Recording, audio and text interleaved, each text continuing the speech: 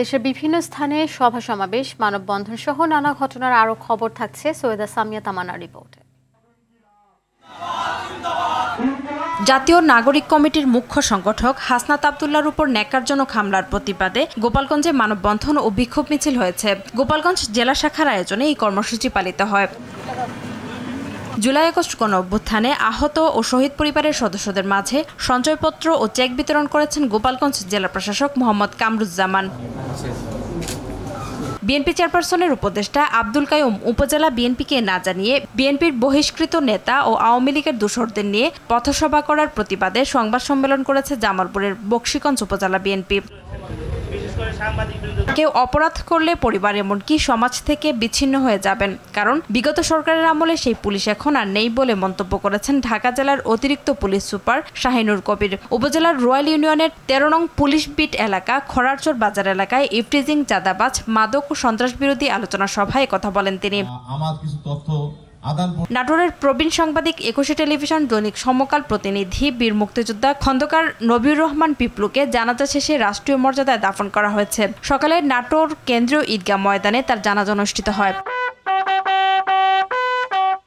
শিক্ষা খাতে সংস্কার কমিশন গঠন সহ ১১ দফা দাবিতে রংপুরে মানববন্ধন সমাবেশ সহ প্রধান উপদেষ্টা বরাবর স্মারকলিপি দিয়েছে বাংলাদেশ কলেজ বিশ্ববিদ্যালয় শিক্ষক সমিতি।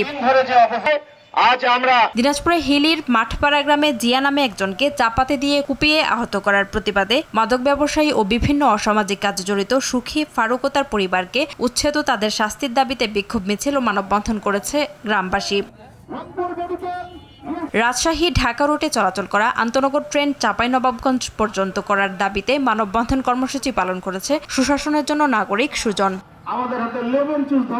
যশোরের বড়বাজারের হাট্টাচানি মার্কেটের শফির সুতো বসির দোকানে আগুনের ঘটনায় ব্যবসায়ীদের কয়েক কোটি টাকার ক্ষয়ক্ষতি হয়েছে। ব্রাহ্মণবাড়িয়ার কসবা উপজেলার সীমান্তবর্তী এলাকা মন্দাবাগ থেকে ৮২ লাখ টাকার ভারতীয় অবৈধ মালামাল জব্দ করেছে বিজিবি। গাজীপুরের কালিয়াকৈরে ট্রাক নিয়ে এক ব্যবসায়ীর বাড়িতে ডাকাতি হয়েছে। এ সময় ডাকাতরা স্বর্ণালংকার, নগদ টাকা, মোবাইল সেট লুট করে নিয়ে যায়। উপজেলার বরাব এলাকায় এই ঘটনা ঘটে। বিপুল পরিমাণ অস্ত্র ও গোলাবারুদ সহ সুন্দরবনের দুর্ধর্ষ বনদস্যু করিম শরীফ বাহিনীর ২ সদস্যকে আটক করেছে বিজেপি। গোপন সংবাদের ভিত্তিতে খবর পেয়ে সুন্দরবনের শিবসা নদী সংলগ্ন আদাসকি এলাকায় করিম শরীফ বাহিনীর আস্থানায় অভিযান চালিয়ে তাদের আটক করা হয়। সৈয়দা সামিয়া তামান্না, RTV।